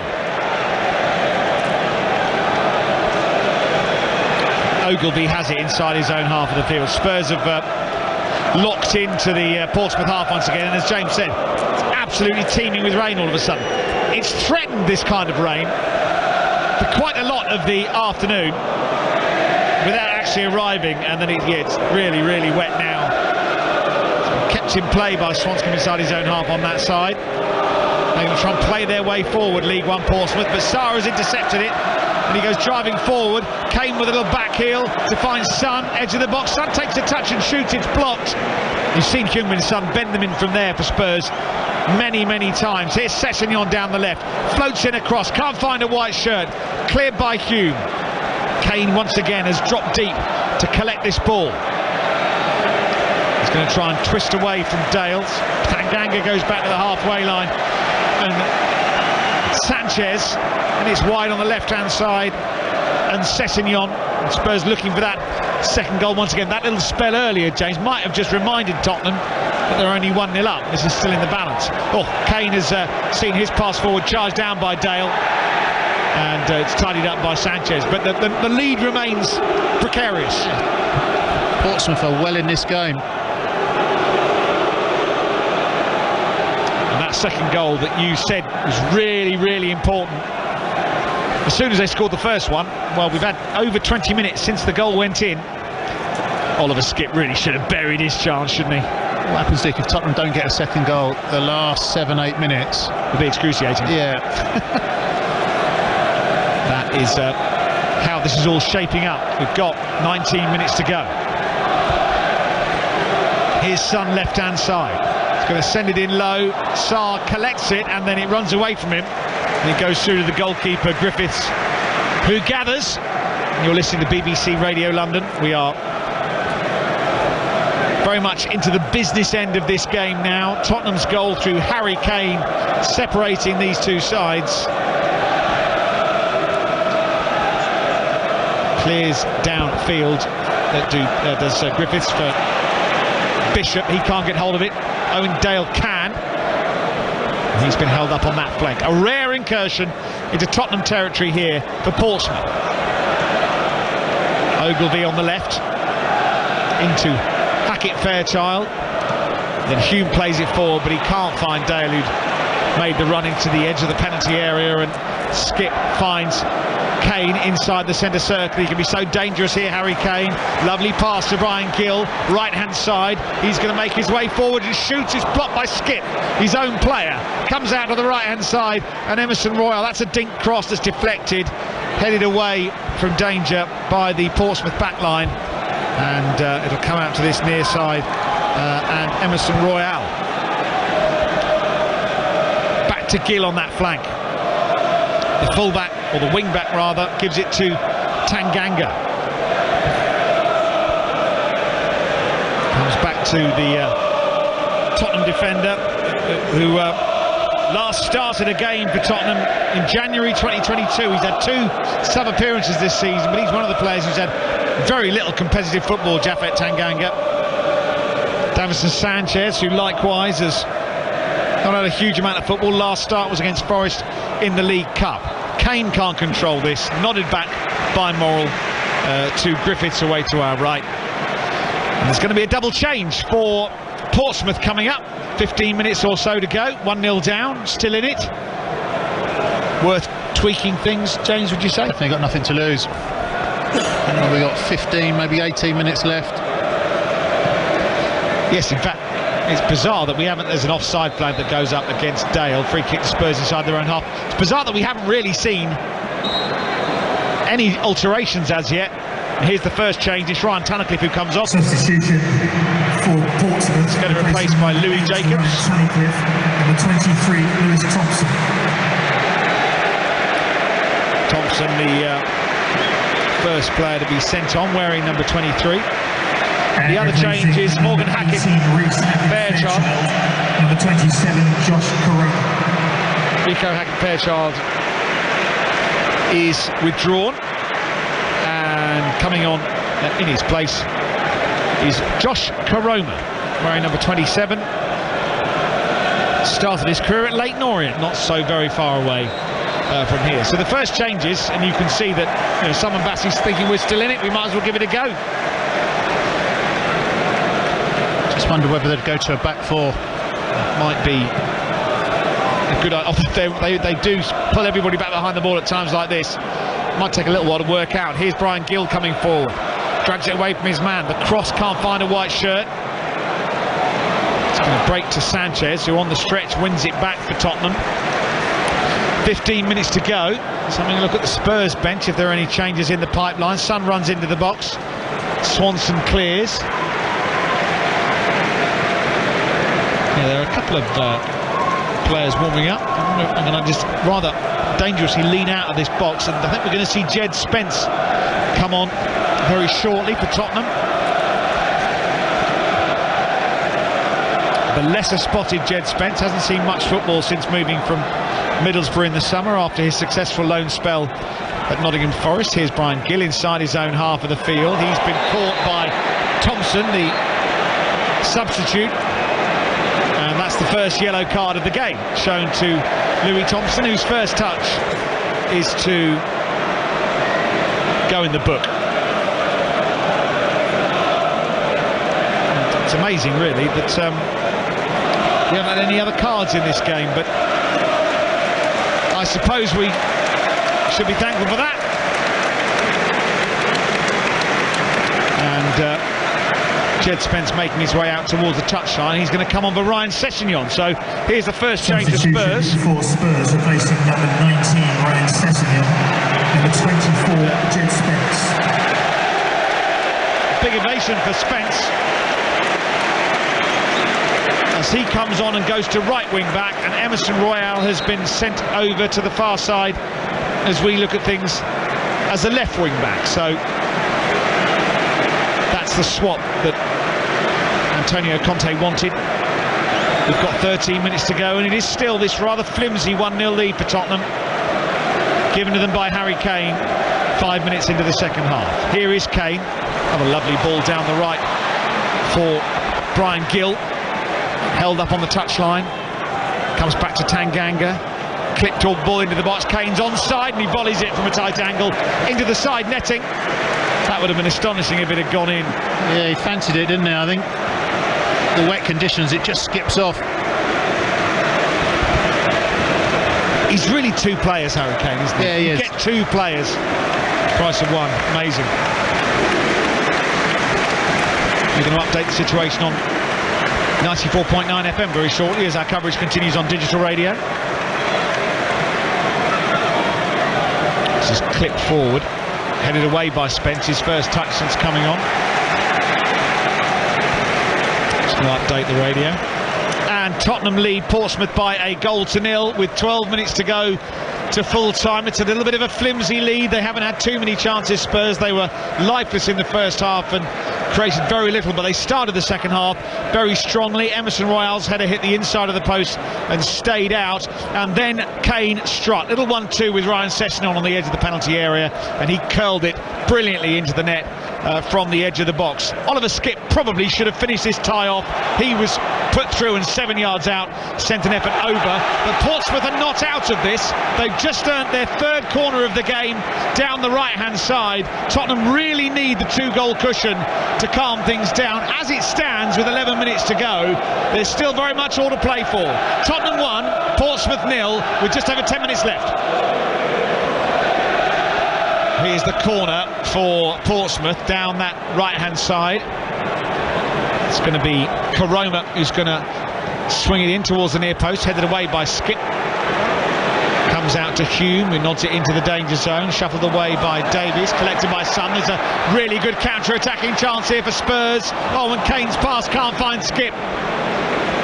And it's going to be picked up on the far side, and it's going to be a throw-in. Such a waste that. Portsmouth get their corner, don't they? The corner kick doesn't beat the first man.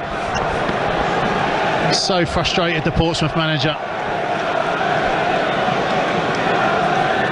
But they're still in it. They are still in it at 1-0. Here is Tanganga on the halfway line. You mentioned those nervy last 7 or 8 minutes, James. We're not far away from them, are we? No.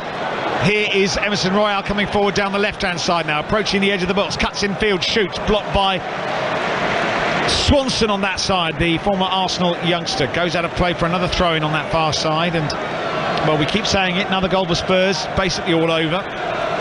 Another bit of pressure by Portsmouth, and who knows what Tottenham can do. Southampton leading 2-1 at Selhurst Park, which didn't look like it was going to happen when Palace took the lead in the first half. Southampton in front, not long to go there, not long to go here as well, just over 9 minutes of the 90.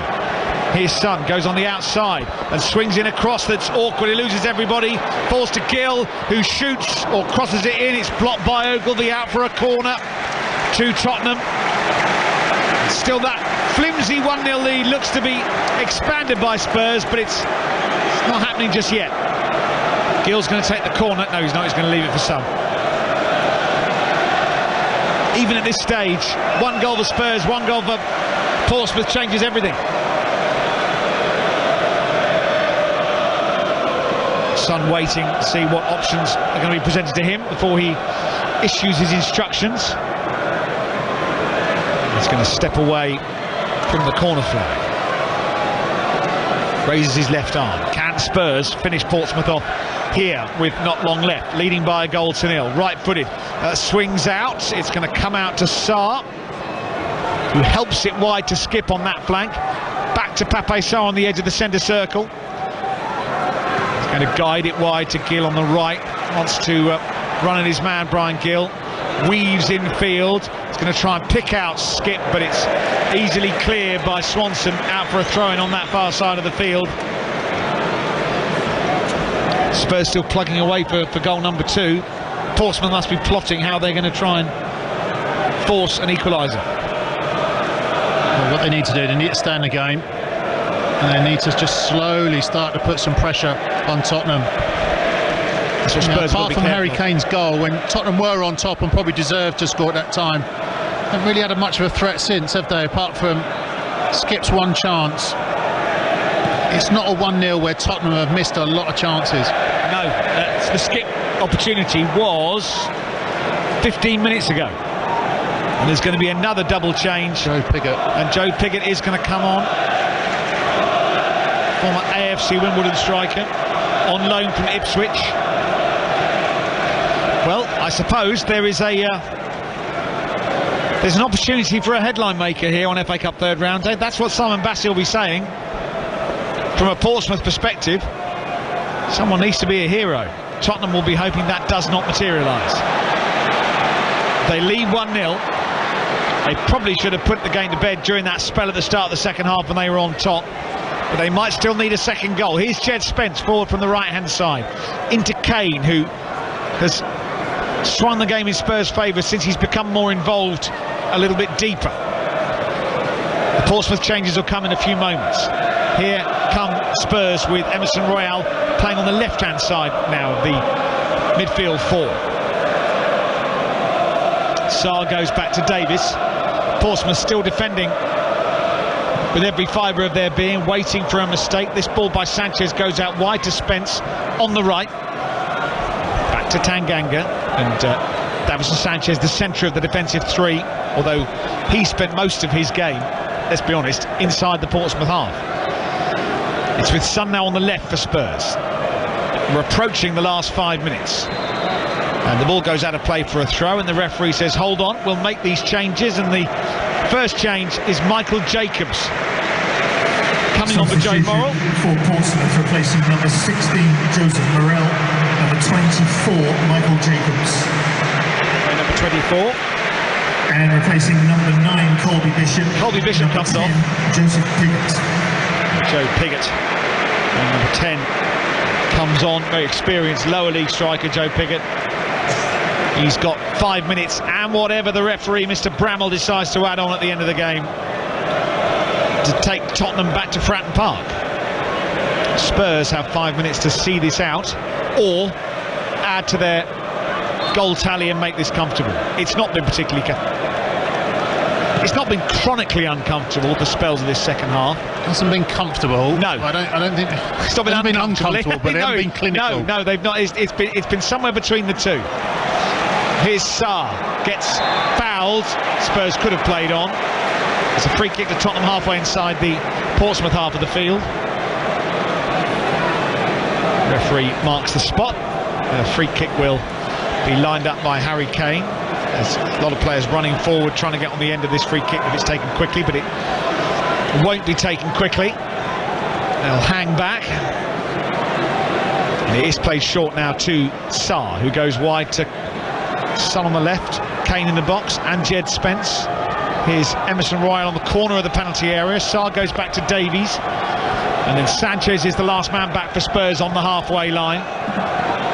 4 minutes plus stoppage time to go. The booze will tell you it's back with Fraser Forster. He's going to sweep this downfield, headed away by Morrison. Sarr can't collect it. Jacobs can, and it's played forward for Piggott. Lays it off for Thompson, another of the subs. They've made 4 changes now, Portsmouth. This is sent forward looking for Dale. Oh, has Dale managed to get round Tanganga? Well, this is going to go out of play for a goal kick. The Portsmouth fans howl for a corner. That would have put the cat among the pigeons, wouldn't it?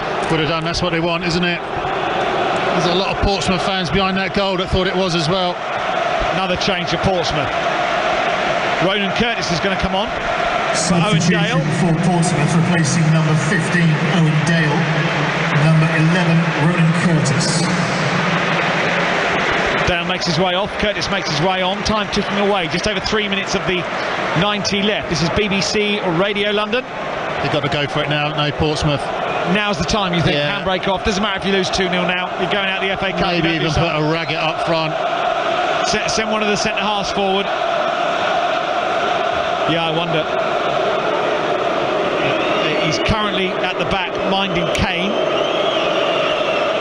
but it's now or never for Portsmouth. Tottenham have more time to negotiate before they can be sure of a place in the hat for round 4. Portsmouth in possession. Here's Hume. Oh, challenged by Spence. Portsmouth have kept it though. How much have they got left in the tank for one go at Tottenham for what, 5 minutes or so? Raggett clears it downfield. Spence's header back is a good, cultured, aware one to Forster. Piggott immediately comes to close Forster down in every sense of the word. Skip didn't really want that ball as it was played to him by Tanganga. He's offloaded to Sanchez, who clears to halfway. Here's Jacobs, has his pocket pinched by Pape Sarr, and then Jacobs has brought him down. Free kick Tottenham inside their own half. 2 minutes to go. Tottenham leading, but only just. Sarr is staying down to get some treatment. And this bit is quite good game management from the Tottenham perspective. It is, yeah. There's no point forcing it now and chasing it and leaving yourself a little bit open. Just getting a chance to see the goal again. Lovely finish by Kane. Yeah, just it's a difference. We had a chat, didn't we? Why is he in the starting lineup? Well, He's probably put Tottenham through to the fourth round of the Cup. Well, if he wasn't in the starting lineup, there'd have even been more massive bother. Here comes Spurs down the left. Emerson Royale running at the edge of the penalty area. Tries to get a cross in. It's headed away by Morrison. Might fall to Kane. It's been won by Koroma. And now Portsmouth are going to try and counter. Oh, they've left it behind there. There was an attempt by Ronan Curtis to control it, but Brian Gill nipped in. Here's Jed Spence down the right-hand side. Spurs coming forward. Last minute of the 90. Tottenham leading by a goal to nil on BBC Radio London. Here's Sarr moving forward. Kane has to go back. Well, Joe Piggott's won it for Portsmouth, and there are players running beyond him. One of them is Jacobs, and he's been brought down, and it's a free kick to Portsmouth just outside the centre circle. This is their moment. Yep. Is it a yellow card for Sanchez? It is for that challenge. Or is it Tanganga? It's been carded. Made the no, or Sanchez, yeah. Went flying in. And we've got 5 seconds of the 90 minutes to go, and Portsmouth have a free kick just inside Tottenham territory. How long will the referee add on? 3 more minutes. This free kick from Jacobs is going to be stuck in the mixer. And then anything could happen. Simon Bassey's waving his players forward. Here's the delivery into the box. Ogilvie jumping. That's come off Raggett and is cleared by Jed Spence to the halfway line. Denver Hume collects and runs into some space on the edge of the centre circle. Offloads to Swanson on the right. There's a marauding run towards goal on the edge of the box. Goes down right on the edge of the penalty area. And now Tottenham will try and counter. Here's Harry Kane running at the edge of the box. He's going to feed it. Is it going to drop to Skip? He couldn't get hold of it. It came over Portsmouth player, changed the direction of the ball. What about that chance at the other end? James Scowcroft has... Well, there's no need for him to go down. He's driving into the box. Substitution for Spurs, replacing number 11 Brian Hill, number 45 Alfie Devine. Alfie Devine's coming on for Tottenham.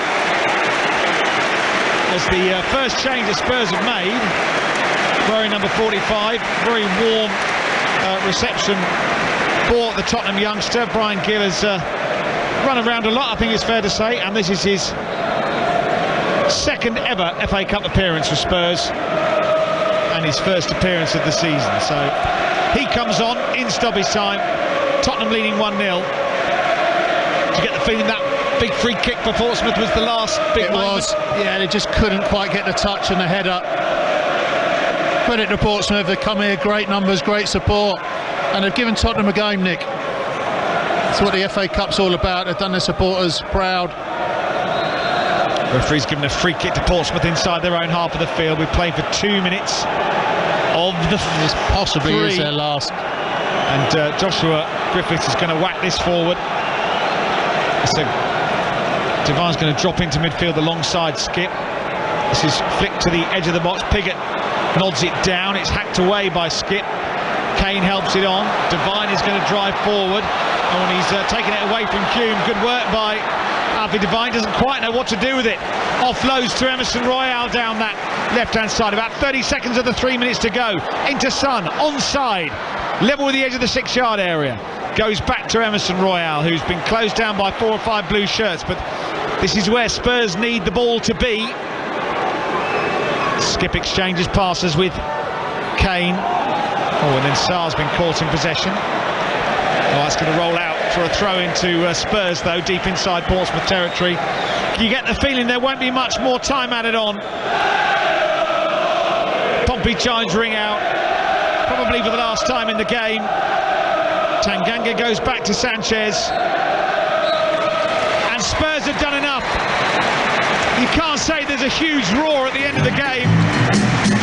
But Harry Kane's goal at the start of the second period has sent Tottenham through to round 4. It wasn't terribly convincing. It wasn't colossally uncomfortable. But as James and I have discussed during the course of the game, it was not particularly comfortable either. That Kane goal, the difference. They had other chances. Emerson Royale hit the post. Oliver Skip should have scored as well. Other than that, Tottenham didn't create a great deal. Portsmouth were restricted to their best chance, really. Rico Hackett-Fairchild in the first half, the bicycle kick that was well saved in the end by Forster. That was their big moment. In the second half, they didn't create a great deal. Spurs always looked on the brink of scoring the second, although it never came. It's a victory. It's job done for Spurs, and hopefully no Spurs players have picked up any injuries in the process. We will reconvene here in a week's time for the North London derby. But in the tumbling rail on FA Cup third round day, Spurs have negotiated Portsmouth 51 places below them in the league ladder. It's finished Tottenham 1, Portsmouth 0.